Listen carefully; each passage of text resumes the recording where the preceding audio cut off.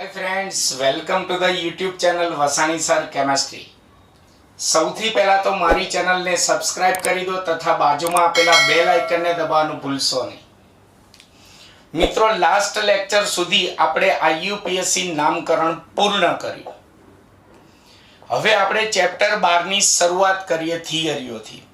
તે પહેલા કેટલીક સૂચના ખાસ સમજી લેજો। ચોપડીમાં ચેપ્ટર 12 જે છે એ આપણો પેજ નંબર 326 થી શરૂ થાય છે। એમાં 326 થી પેજ નંબર 332 સુધી આટલા પેજ સુધી હું જુદા જુદા ટોપિક ચલાવીશ, થિયરી નહીં ચલાવું, કારણ કે આમાં થિયરી આવતી નથી। જુદા જુદા ટોપિક ચલાવીશ, ટોપિક 1, ટોપિક 2, ટોપિક 3, ટોપિક 4। એ બધા ટોપિકમાંથી માત્ર એક એક ગુણના પ્રશ્નો પૂછાશે।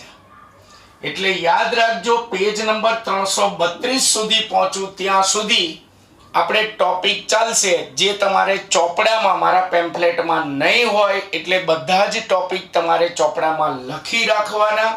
એમાંથી માત્ર ને માત્ર એક એક ગુણના પ્રશ્નો પૂછાશે। તો ચાલો સ્ટાર્ટ કરીએ ચેપ્ટર નંબર 12 પેજ નંબર 326 થી। તેમાં પહેલા ટોપિકમાં આપણે ચેપ્ટર 12 ની પ્રસ્તાવના વિશે ભણીશું। પ્રસ્તાવનામાં પહેલા આપણે પદાર્થોનું વર્ગીકરણ થોડું સમજી લઈએ। આમાં હું જેટલું ચલાવું આ ટોપિકમાં, હું ટોપિક કરીને ચલાવું એટલે સમજી જ લેવાની, એક ગુણના પ્રશ્નો એમાંથી કરવાના। પદાર્થોનું વર્ગીકરણ સમજીએ તો કેમિસ્ટ્રીમાં પદાર્થો મુખ્ય બે પ્રકારના હોય, કાર્બનિક પદાર્થો અને અકાર્બનિક પદાર્થો। હાલ આપણે પ્રયોગશાળામાં કાર્બનિક પદાર્થો પણ બનાવી શકીએ છીએ અને અકાર્બનિક પદાર્થોનું સંશ્લેષણ પણ કરી શકીએ। સંશ્લેષણ કરવું એટલે બનાવવું। પણ આ કાર્બનિક પદાર્થો અને અકાર્બનિક પદાર્થો કુદરતી રીતે કયા સ્ત્રોતોમાંથી મળે છે? તો જનરલી કાર્બનિક પદાર્થો જે છે એ વનસ્પતિઓ અને પ્રાણીઓ જેવા સજીવ સ્ત્રોતોમાંથી મળે। એટલે કે વનસ્પતિ જ અને પ્રાણી જેવા સજીવ પદાર્થોમાંથી મળે છે। જ્યારે અકાર્બનિક પદાર્થો જે છે એ ખનિજો જેવા નિર્જીવ સ્ત્રોતોમાંથી મળે છે। એટલે જ એવું કહેવાય કે વનસ્પતિઓ અને પ્રાણીઓ જેવા સજીવ સ્ત્રોતોમાંથી મળતા પદાર્થોને કાર્બનિક પદાર્થો કહે છે અને ખનિજો જેવા નિર્જીવ સ્ત્રોતોમાંથી મળતા પદાર્થોને અકાર્બનિક પદાર્થો કહે છે। એટલે કુદરતી રીતે કાર્બનિક પદાર્થો વનસ્પતિઓ અને પ્રાણીઓ જેવા સજીવ સ્ત્રોતોમાંથી મળે છે। તો એમાંથી આપણે આ ચેપ્ટરમાં કાર્બનિક પદાર્થો વિશે ભણવાનું છે, કારણ કે અત્યારે ઓર્ગેનિક કેમિસ્ટ્રી આપણે ભણી રહ્યા છો। ઓર્ગેનિક કેમિસ્ટ્રી એટલે કાર્બનિક રસાયણ વિજ્ઞાન, કાર્બન ધરાવતા પદાર્થો ભણવાના છે। આપણા રોજિંદા જીવનમાં કાર્બનિક પદાર્થો ખૂબ જ મહત્વના હોય છે મિત્રો। કેમ? કારણ કે આપણે સીધી કે આડકતરી રીતે રોજિંદા જીવનમાં જેટલા પદાર્થોનો ઉપયોગ કરીએ છીએ એમાંથી 95% પદાર્થો કાર્બનિક હોય છે। જેમ કે હું એના કેટલાક ઉદાહરણ આપું તો આપણે જે પણ અનાજ, કઠોળ, શાકભાજી ખાઈએ છીએ, બ્રેડ, બટર, દહીં, છાશ, ચોકલેટ ખાઈએ છીએ, નોનવેજ ખોરાક ખાઈએ, ઈંડા, માંસ, મચ્છી, એ બધા કાર્બનિક પદાર્થો છે। બીજું, આપણે જેટલા બળતણો વાપરીએ છીએ, છાણા, લાકડા, કોલસો, CNG, PNG, petrol, kerosene, diesel, આ બધા કાર્બનિક પદાર્થો છે। આપણે જે વસ્ત્રો પહેરીએ છીએ કાર્બનિક પદાર્થો છે। આપણે જે પ્લાસ્ટિકની વસ્તુઓ વાપરીએ છીએ કાર્બનિક પદાર્થો છે। આપણે જે દવાઓ પીએ છીએ કાર્બનિક પદાર્થો છે। આપણે જેટલા રંગકોનો ઉપયોગ કરીએ છીએ એ બધા કાર્બનિક પદાર્થો છે। ઈવન તો સજીવના શરીરના બંધારણમાં પણ કાર્બન રહેલો હોય છે। એટલે આપણા જીવનમાં કાર્બનિક પદાર્થોનું મહત્વ ખૂબ જ વધારે છે। પણ પહેલાના સમયમાં પ્રાચીન પ્રજા અને પ્રાચીન કાળના વૈજ્ઞાનિકો એવું માનતા હતા કે કાર્બનિક પદાર્થો એ ફક્ત સજીવોમાંથી જ મળે। એટલે કે એમની માન્યતા એવી હતી કે કાર્બનિક પદાર્થો એ સજીવો જે છે એની અંદર એવી કોઈ જૈવિક શક્તિ છુપાયેલી હોય કે જેના દ્વારા કાર્બનિક પદાર્થોનું સંશ્લેષણ થાય. એટલે કહેવાનો મતલબ કે પ્રાચીન કાળમાં એવી માન્યતા હતી કે કાર્બનિક પદાર્થો આપણે પ્રયોગશાળામાં એનું સંશ્લેષણ કરી શકતા નથી. તો ચાલો થોડો ઇતિહાસ ભણીએ જુદા જુદા વૈજ્ઞાનિકનો. તો પ્રાચીન કાળમાં આપણે પહેલો વૈજ્ઞાનિક ભણીએ બર્જેલિયસ. આ બર્જેલિયસના સમયમાં કાર્બનિક પદાર્થો પ્રયોગશાળામાં નહોતા બનતા, માત્ર વનસ્પતિ અને પ્રાણી જેવા સજીવ સ્ત્રોતોમાંથી જ મળતા હતા. એટલે જુદા જુદા વૈજ્ઞાનિકોના મંતવ્ય જોઈએ તો બર્જેલિયસના મંતવ્ય મુજબ કાર્બનિક પદાર્થોના નિર્માણ માટે જૈવ શક્તિ જવાબદાર છે. એટલે કે સજીવોમાં રહેલી જૈવ શક્તિ દ્વારા કાર્બનિક સંયોજનોનું સંશ્લેષણ થાય, આપણે પ્રયોગશાળામાં એને બનાવી શકતા નથી, એવું મંતવ્ય બર્જેલિયસ નામના વૈજ્ઞાનિકે રજૂ કર્યું. પણ એના મંતવ્યને 3 વૈજ્ઞાનિકોએ ખોટું પાડ્યું: વોહલર, કોલ્બે અને બર્થલોટ. કારણ કે આ ત્રણેય વૈજ્ઞાનિકોએ પ્રયોગશાળામાં જુદા જુદા કાર્બનિક પદાર્થોનું સંશ્લેષણ કર્યું અને બર્જેલિયસના મંતવ્યને ખોટું પાડ્યું કે કાર્બનિક પદાર્થો જે છે એ સજીવોમાંથી તો મળી જ રહે છે, પણ આપણે પ્રયોગશાળામાં પણ બનાવી શકીએ છીએ. તો આ ત્રણેય વૈજ્ઞાનિક વોલર, કોલ્બે અને બર્થલોટે કયા કયા પદાર્થોનું, કયા કયા કાર્બનિક પદાર્થોનું સંશ્લેષણ કર્યું, એક ગુણના પ્રશ્નો માટે યાદ રાખવાનું. તો વોલરે એમોનિયમ સાયનેટ NH4CnO એમાંથી યુરિયાનું સંશ્લેષણ કર્યું. એમોનિયમ સાયનેટ એ અકાર્બનિક પદાર્થ છે, યુરિયા એ કાર્બનિક પદાર્થ છે, એટલે એને અકાર્બનિક પદાર્થમાંથી યુરિયા જેવા કાર્બનિક પદાર્થનું સંશ્લેષણ કર્યું. કોલ્બે એસિડિક એસિડનું સંશ્લેષણ કર્યું. એસિડિક એસિડ સામાન્ય નામ છે એનું, IUPAC નામ ઇથેનોઇક એસિડ. આપણે કાર્બોક્સિલિક એસિડમાં ભણી ગયા છીએ, CH3COOH. જ્યારે બર્થલોટે મિથેન જેવા કાર્બનિક પદાર્થનું સંશ્લેષણ કર્યું. એટલે વોલરે યુરિયા જેવા કાર્બનિક પદાર્થ બનાવ્યો, કોલ્બે એસિટિક એસિડ બનાવ્યો, બર્થલોટે મિથેન બનાવ્યો. જેથી બર્જેલિયસની માન્યતા ખોટી પડી કે કાર્બનિક પદાર્થો માટે ફક્ત જૈવ શક્તિ જવાબદાર નથી, કાર્બનિક પદાર્થો આપણે પ્રયોગશાળામાં એનું સંશ્લેષણ કરી શકીએ છીએ. હવે આ કાર્બનિક પદાર્થો એ કાર્બનના બનેલા, એટલે એમાં મુખ્ય ઘટક તત્વ કયો હોય? કાર્બન હોય. તો કાર્બનના 2 ગુણધર્મો છે. કાર્બન 2 પ્રકારના ગુણધર્મો ધરાવે: કેટેનેશન અને ચતુઃસંયોજકતા. તો કેટેનેશન કોને કહેવાય? તો સમજો, કાર્બન એ અન્ય કાર્બન પરમાણુઓ સાથે જોડાઈને કાર્બનની લાંબી શૃંખલા બનાવી શકે. ઉપરાંત કાર્બન એ અન્ય કાર્બન પરમાણુઓ સાથે જોડાઈને ચક્રીય સંયોજનો પણ બનાવી શકે. આપણે IUPAC નામકરણમાં આવા ઘણા સંયોજનો ભણ્યા છીએ. તો કાર્બન એ અન્ય પરમાણુઓ સાથે જોડાઈને લાંબી શૃંખલા સ્વરૂપે સંયોજન પણ બનાવી શકે છે અને ચક્રીય સંયોજનો પણ બનાવી શકે છે. કાર્બનના આ વિશિષ્ટ ગુણધર્મને કેટેનેશનનો ગુણધર્મ કહે છે. ચલો, કાર્બનનો ચતુઃસંયોજકતાનો ગુણધર્મ કોને કહેવાય એ સમજીએ. તો આપણે ચેપ્ટર 2 માં ભણી ગયા છે. ચલો, અહીંયા રફકામમાં પહેલા સમજો ચતુઃસંયોજકતાનો ગુણધર્મ. કાર્બનનો પરમાણુ ક્રમાંક 6 છે, એટલે તેની ઇલેક્ટ્રોન રચના 1s2, 2s2 અને 2p2 છે. એટલે તેની બાહ્યતમ કક્ષામાં જુઓ, બાહ્યતમ કક્ષામાં 4 ઇલેક્ટ્રોન છે. તો ચોથું ચેપ્ટર યાદ કરો. કાર્બનની બાહ્યતમ કક્ષામાં 4 ઇલેક્ટ્રોન છે, એટલે તેને નિષ્ક્રિય વાયુ તત્વ જેવી સ્થાયી અષ્ટક રચના પ્રાપ્ત કરવી હોય તો કાં તો કાર્બનને 4 ઇલેક્ટ્રોન ગુમાવવા પડે અને C+4 બનાવવો પડે, અથવા કાર્બનને 4 ઇલેક્ટ્રોન મેળવવા પડે, એટલે કે C-4 બનાવે. પણ કાર્બનને 4 ઇલેક્ટ્રોન ગુમાવવા અથવા 4 ઇલેક્ટ્રોન મેળવવા માટે ખૂબ જ વધારે ઉર્જાની જરૂર પડે છે, જે પ્રેક્ટિકલી શક્ય નથી. આથી કાર્બન એ 4 ઇલેક્ટ્રોન સ્થાયી અષ્ટક રચના પ્રાપ્ત કરવા માટે 4 ઇલેક્ટ્રોન ગુમાવતો નથી કે 4 ઇલેક્ટ્રોન મેળવતો નથી, એટલે કે C+4 કે C-4 બનાવતો નથી. પણ કાર્બન એ અન્ય કાર્બન સાથે અથવા નાઇટ્રોજન, ઓક્સિજન, સલ્ફર, ફોસ્ફરસ જેવા અન્ય પરમાણુઓ સાથે પોતાના સંયોજકતા ઇલેક્ટ્રોન જે છે એની ભાગીદારી કરીને હંમેશા 4 સહસંયોજક બંધ જ બનાવે. જો સિંગલ બોન્ડ હોય તો 4 સિંગલ બોન્ડ બનાવે. જો ભાગીદારીથી ડબલ બોન્ડ બનાવે તો બાકીના 2 સિંગલ બોન્ડ બનાવે. જો ભાગીદારીથી ટ્રિપલ બોન્ડ બનાવે તો બાકીનો એક સિંગલ બોન્ડ બનાવે. ટૂંકમાં કાર્બન ઇલેક્ટ્રોન ગુમાવે નહીં, ઇલેક્ટ્રોન મેળવતો નથી, પણ કાર્બન એ બાહ્યતમ કક્ષામાં રહેલા 4 ઇલેક્ટ્રોનની જુદા જુદા પરમાણુઓ સાથે ભાગીદારી કરી હંમેશા પોતાની આસપાસ 4 સહસંયોજક બંધ જ બનાવવાનો ગુણધર્મ ધરાવે છે.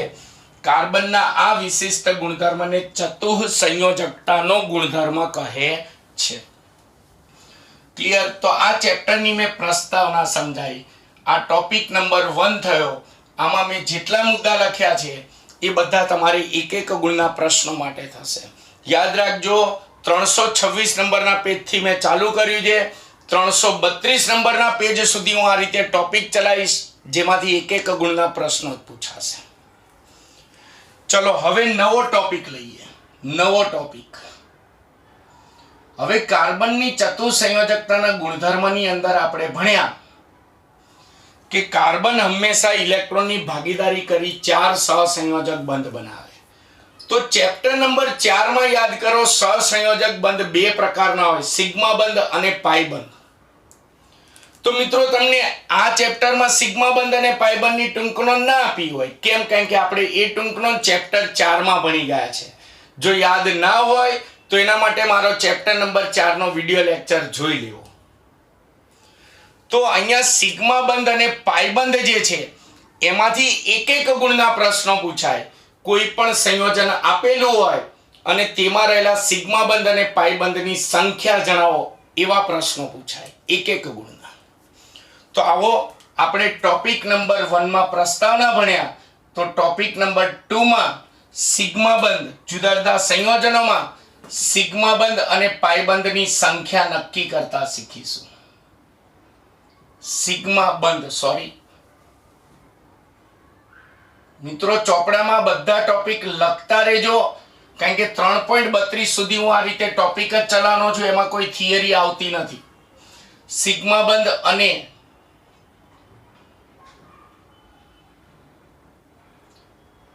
પાઈ બંધની સંખ્યા વિશેનો ટોપિક છે. સિગ્મા બંધ અને પાઈ બંધની ટૂંકનોંધ તો આપણે ચેપ્ટર નંબર 4 માં આવી ગઈ છે. અહીંયા માત્ર સંખ્યા નક્કી કરવી છે. તો સંખ્યા કેવી રીતે નક્કી કરવી? તો એના માટે પહેલા નોંધ જોઈએ, પછી આપણે હું જુદા જુદા સંયોજનો લખતો જાઉં, એમાં સિગ્મા બંધ અને પાઈ બંધની સંખ્યા નક્કી કરતા શીખવાડતો જઈશ. સૌથી પહેલા તો યાદ રાખો, ઇલેક્ટ્રોનની ભાગીદારીથી એક સહસંયોજક બંધ બને, સિંગલ બોન્ડ, 2 પરમાણુઓ વચ્ચે, તો એ હંમેશા સિગ્મા બંધ જ હોય. સેકન્ડ, જો 2 પરમાણુ વચ્ચે ઇલેક્ટ્રોનની ભાગીદારીથી ડબલ બોન્ડ બને, દ્વિસહસંયોજક બંધ બનતો હોય, તો ત્યાં એક સિગ્મા બોન્ડ હોય અને એક પાઈ બોન્ડ હોય. થર્ડ, જો 2 પરમાણુ વચ્ચે ઇલેક્ટ્રોનની ભાગીદારીથી ત્રિસહસંયોજક બંધ બનતો હોય, ટ્રિપલ બોન્ડ, તો એમાં હંમેશા એક સિગ્મા બોન્ડ હોય અને 2 પાઈ બંધ જ હોય. આ નોંધ યાદ રાખો એટલે તમને સિગ્મા બંધ અને પાઈ બંધની સંખ્યા નક્કી કરતા આવડી જાય. મિત્રો, આ ટોપિક એટલો અગત્યનો છે કે 12માના બોર્ડની પરીક્ષાની અંદર જે એમસીક્યુ જે છે એમાં પણ સિગ્મા બંધ અને પાઈ બંધની સંખ્યા પસંદ કરોના એમસીક્યુ પૂછાય છે, ગુજકેટમાં પૂછાય છે. ચલો, આની અંદર હવે આપણે કેટલાક સંયોજનો એક એક ગુણના પ્રશ્નો સોલ્વ કરીએ. એમાં સંયોજન પ્રશ્નમાં આપેલું હશે અને આપણે સિગ્મા બંધ અને પાઈ બંધની સંખ્યા નક્કી કરવાની. પહેલા આપણે ચોપડીના સંયોજન લઈએ. તો ચોપડીનું પહેલું સંયોજન CH, ચોપડીમાં મૂંધું લખ્યું છે CH.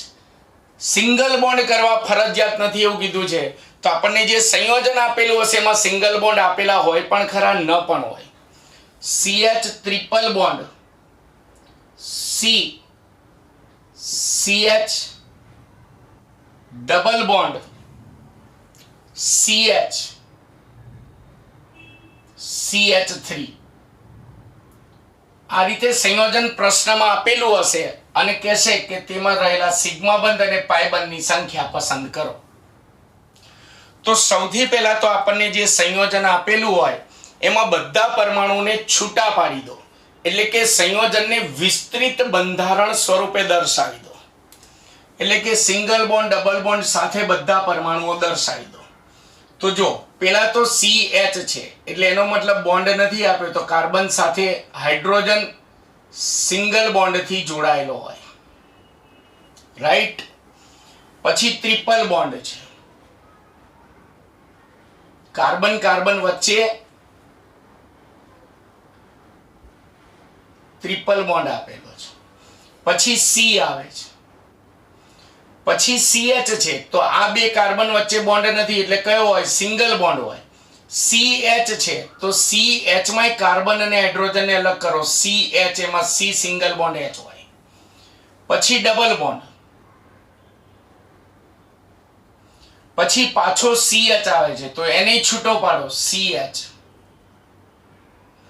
પછી સિંગલ બોન્ડ, બોન્ડ નથી એટલે સિંગલ બોન્ડ.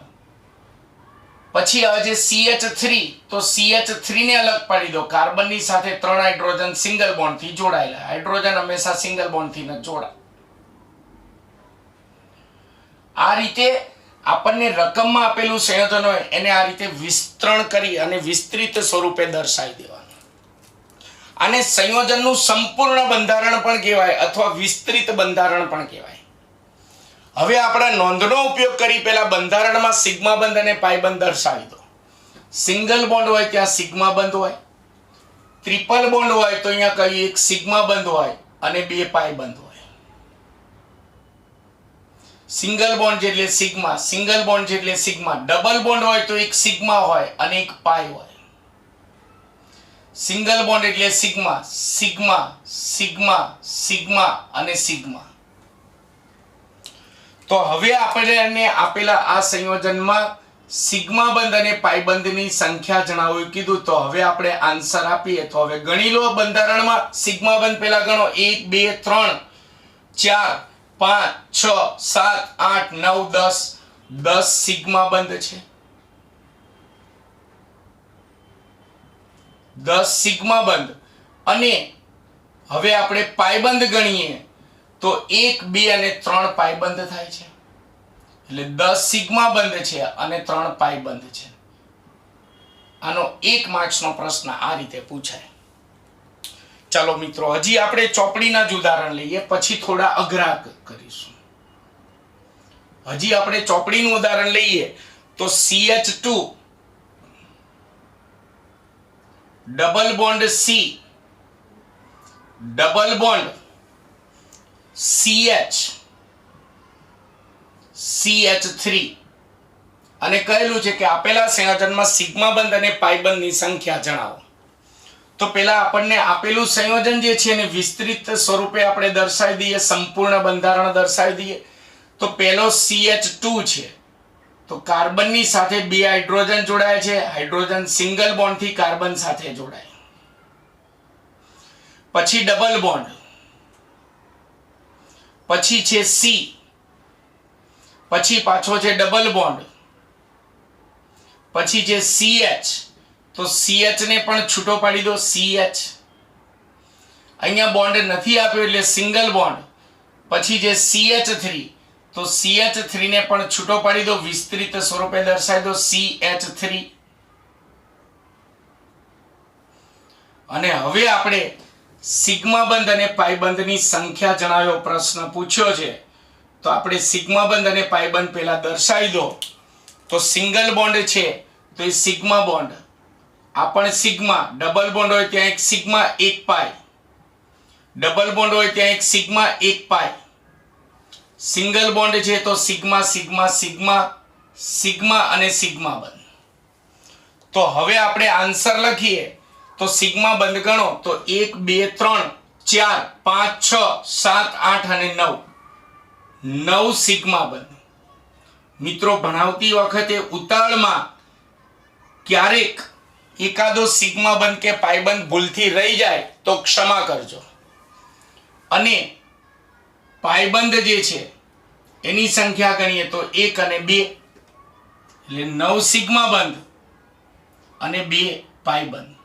અમે પણ માણસો જ છીએ, અમારીથી પણ ભૂલ થઈ શકે ઉતાવળમાં. આ ચોપડીના સંયોજન લીધા, પણ ઘણી વખત અંદર ક્રિયાશીલ સમૂહો પણ આવતા હોય. તો ક્રિયાશીલ સમૂહ આવતા હોય તો ક્રિયાશીલ સમૂહના બંધારણો પાછા યાદ હોવા જોઈએ. તો મેં જ્યારે 1 થી 17 સંયોજનો ચલાયા યુપીએસસી નામકરણમાં, એમાં જરૂર પડે સમૂહના બંધારણ મેં કરાવડાયા છે. જેમ કે યાદ કરો, કીટોનમાં વચ્ચે CO હોય તો CO માં C ડબલ બોન્ડ O હોય. પછી કાર્બોક્સિલિક એસિડ COOH સમૂહ આવતો હોય તો આપણે બંધારણમાં કીધું છે C ડબલ બોન્ડ O હોય અને સિંગલ બોન્ડ OH હોય. તો એમાંય OH માં પાછું O સિંગલ બોન્ડ H હોય. પછી એમાઇડ સમૂહ હોય CONH2, તો આપણે બંધારણ ચલાવ્યું છે. CONH2 હોય તો આમ છૂટું પણ નાખવાનું, C double bond O NH2 માં NHH આમ છૂટું પાડી દેવાનું, કારણ કે બધા પરમાણુઓ છૂટા પાડવાના તમારે રહેશે. એટલે સમૂહ આપેલા હોય તો પણ તમને આવડવું જોઈએ. જેમ કે આપણે એવું કોઈ એક સંયોજન લઈએ, દાખલા તરીકે CH3 single bond CH double bond CH single bond CO, ધારો કે single bond CH2, single bond આપેલા નહીં હોય, સોરી, CO CH2, અને ધારો કે મેં અહીંયા CN લખ્યું અથવા કોઈ પણ સમૂહ. સિગ્મા બંધ અને પાઈ બંધની સંખ્યા જણાવો એવું કીધું છે. તો સૌથી પહેલા આપણે વિસ્તૃત બંધારણ દર્શાવીએ તો CH3 એટલે કાર્બનની સાથે 3 હાઇડ્રોજન અલગ અલગ કરી નાખો, CH3.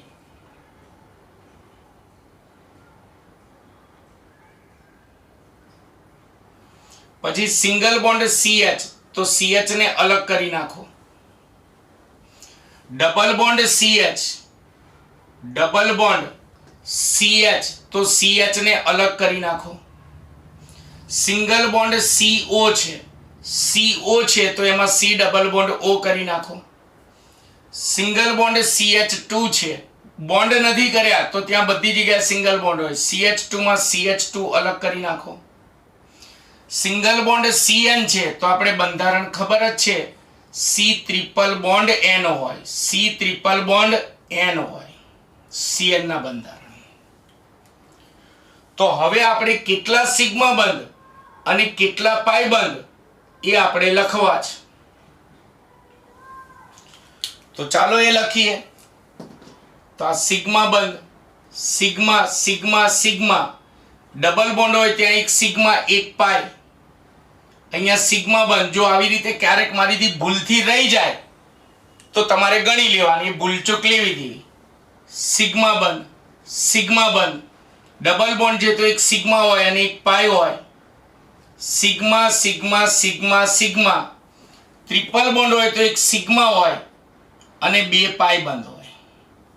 હવે ક્યાંય રહી નથી જતા ને એ સેટ ચેક કરી લો. ઓકે, ચલો હવે સિગ્મા બંધની પહેલા સંખ્યા ગણો. તો 1 2 3 4 5 6 7 8 9 10 11 12 13 અને 14 સિગ્મા બંધ. એટલે આપેલા સંયોજનમાં 14 સિગ્મા બંધ છે. અને હવે પાયબંધ ગણીએ તો અહીંયા 1 2 3 અને 4, એમાં 4 પાયબંધ છે. આ રીતે નક્કી કરવાનું. પણ તમને કાર્બનની સરળ શૃંખલાવાળા સંયોજનો હશે ને તો પ્રશ્નમાં સંયોજન આપેલું હશે, સિગ્મા બંધ અને પાયબંધની સંખ્યા જણાવો કહેશે, એટલે આપણે વિસ્તૃત સ્વરૂપે લખી અને સિગ્મા બંધ અને પાયબંધ ગણી લેવાના. પણ ચક્રીય સંયોજનો હશે તો ઘણી વખત અઘરું પેપર પૂછાય. તો પ્રશ્નમાં સંયોજનનું બંધારણ નહીં આપ્યું હોય, સંયોજનનું નામ આપ્યું હશે ને એમ કહેશે કે સિગ્મા બંધ અને પાયબંધની સંખ્યા જણાવો. જેમ કે એમ પૂછાય બેન્ઝીનમાં સિગ્મા બંધ અને પાયબંધની સંખ્યા જણાવો. ચક્રીય સંયોજનો આપણે 3 પ્રકારના ભણ્યા છે, યાદ કરો. સાયક્લોઆલ્કેન ભણ્યા હતા, સાયક્લોઆલ્કીન ભણ્યા હતા અને એરીન ભણ્યા હતા. એરીનમાં મેં છેલ્લા લેક્ચરમાં 30 થી 35 સંયોજનો કે જે પ્રચલિત નામથી ઓળખાય છે એવા સંયોજનો પણ મેં લખાયા છે. એમાંથી પણ સિગ્મા બંધ અને પાઈ બંધની સંખ્યા જણાવો પૂછાય. ફિનોલમાં સિગ્મા બંધ અને પાઈ બંધની સંખ્યા જણાવો. એસિટોફિનોનમાં સિગ્મા બંધ અને પાઈ બંધની સંખ્યા જણાવો. આવી રીતે સંયોજનનું નામ આપ્યું અને સિગ્મા બંધ અને પાઈ બંધની સંખ્યા જણાવો કે ચક્રીય સંયોજનોમાં ખાસ એવું પૂછાશે. તો તમને સંયોજનનું સૂત્ર આવડતું હશે તો આવડશે. જેમ કે આપણે એવા કેટલાક ઉદાહરણ લઈએ. ચોથું ઉદાહરણ બેન્ઝીન. બેન્ઝીનમાં સિગ્મા બંધ અને પાઈ બંધની સંખ્યા જણાવો. તો સૌથી પહેલા બેન્ઝીનનું વિસ્તૃત બંધારણ દોરી નાખવાનું. આપણે બેન્ઝીન જે છે એને ટૂંકમાં આ રીતે દર્શાવીએ છીએ.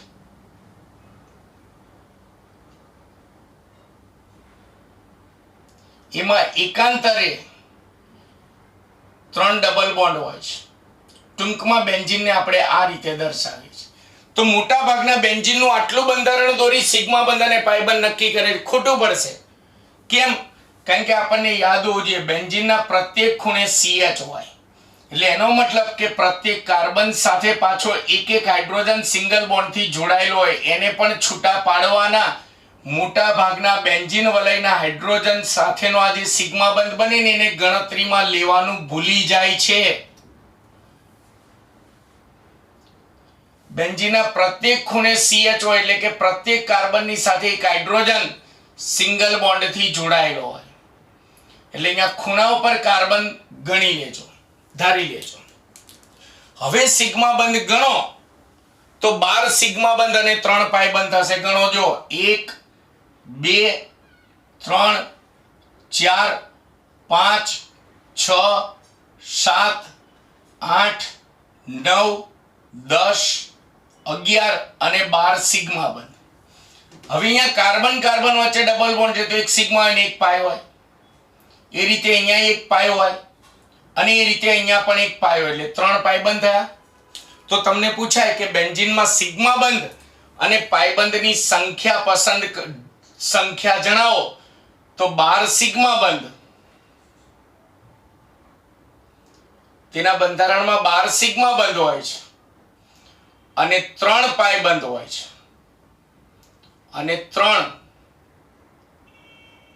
પાઈ બંધ હોય છે. તો આ રીતે ચક્રીય સંયોજન હોય તો તમને એનું પ્રશ્નમાં એનું નામ આપ્યું હશે ને સિગ્મા બંધ અને પાઈ બંધની સંખ્યા જણાવી કહેશે. દાખલા તરીકે હજી આવા તો ઘણા બધા પ્રશ્નો બનાવી શકાય, અસંખ્ય. ધારો કે એમ પૂછાય એસિટોફિનોન.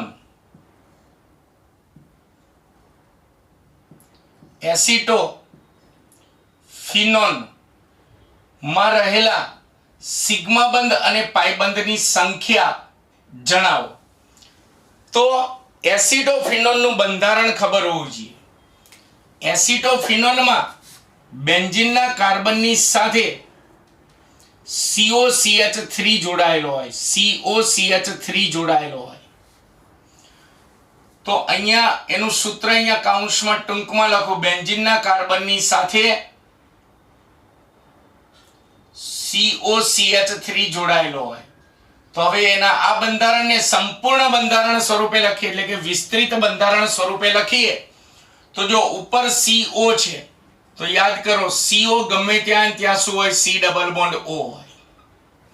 પછી અહીંયા બોન્ડ નથી એટલે સિંગલ બોન્ડ હોય. CH3 છે તેમાં 3 હાઇડ્રોજનને અલગ કરી નાખો. CH3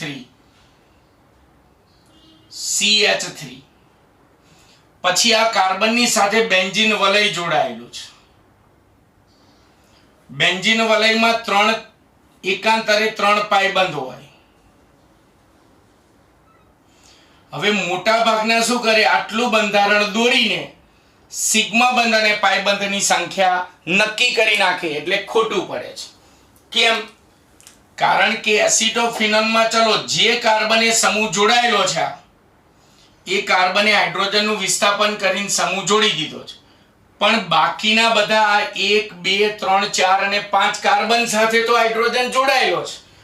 તો મિત્રો બાકીના ખૂણાએ રહેલા હાઇડ્રોજનને ભૂલાય નહીં, ધ્યાન રાખજો.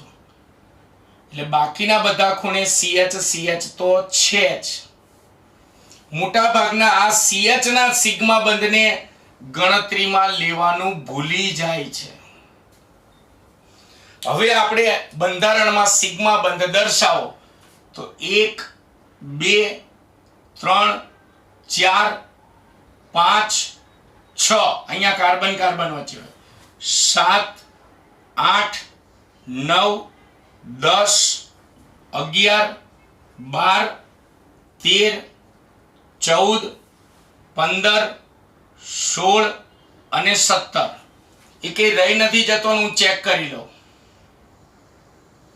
બધા આવી ગયા એટલે 17 સિગ્મા બંધ બન્યા. ગણો ફરી એકવાર 1 2 3 4 5 6 7 8 9 10 11 12 13 14 15 16 અને 17 સિગ્મા બંધ. અને પાયબંધ ગણો તો અહીંયા એક પાયબંધ અહીંયા હોય ડબલ બોન્ડ માંથી, એક પાયબંધ અહીંયા હોય, પાયબંધ અહીંયા અને પાયબંધ અહીંયા. તો આમાં સિગ્મા બંધ અને પાયબંધની સંખ્યા જણાવો પૂછાય તો આન્સરમાં લખવાનું 17 સિગ્મા બંધ છે અને 4 પાયબંધ છે, 1 2 3 વલયના અને એક બાર છે. એટલે 17 સિગ્મા બંધ અને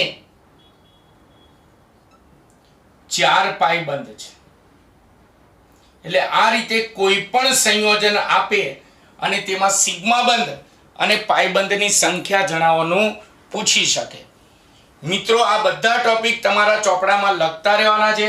હું જ્યાં સુધી એમ ના કહું કે હવે ચેપ્ટર 12 ની થિયરીઓ ચાલુ કરીએ ત્યાં સુધી હું ટોપિક ચલાવીશ એક ગુણના એ તમારા ચોપડામાં લખતા રહેવાના. જેવું હું બોર્ડ વર્ક કરું એવું તમારે લખતું રહેવાનું. જરૂર પડે સ્ક્રીનશોટ પાડી લેક્ચર પૂરો થાય ત્યારે તમારા ચોપડામાં લખજો. મિત્રો હું તમને ગેરંટી આપું છું તમારા ઓર્ગેનિકમાં એક પણ માર્ક્સ નહીં જવા દો. હજી આપણે પ્રેક્ટિસ માટે સિગ્મા બંધ અને પાયબંધની સંખ્યા જણાવો એની અંદર હજી આપણે એકાદું ઉદાહરણ લઈએ. ચલો એમ પૂછાયું ફિનોલમાં સિગ્મા બંધ અને પાયબંધની સંખ્યા જણાવો અથવા ટોલ્યુઇનમાં સિગ્મા બંધ અને પાયબંધની સંખ્યા જણાવો એવું પૂછાય. આપણે ટોલ્યુઇન નું લઈએ. ચાલો મોટા ભાગે ચક્રીય સંયોજન હશે ને તો આ રીતે સંયોજન આપેલું નહીં હોય, એનું પ્રશ્નમાં નામ જ આપેલું હશે. આપણે બંધારણ યાદ હોવું જોઈએ તો તમે સિગ્મા બંધ અને પાયબંધ ની ગણતરી કરી શકશો. ચલો છઠ્ઠું સંયોજન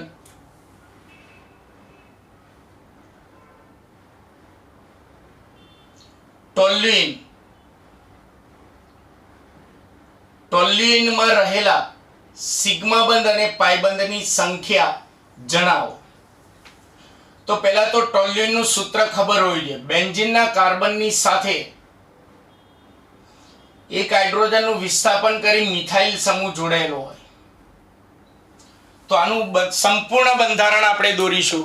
એટલે કે વિસ્તૃત બંધારણ આપણે દોરીએ તો ઉપર CH3 છે એને અલગ કરી નાખો. CH3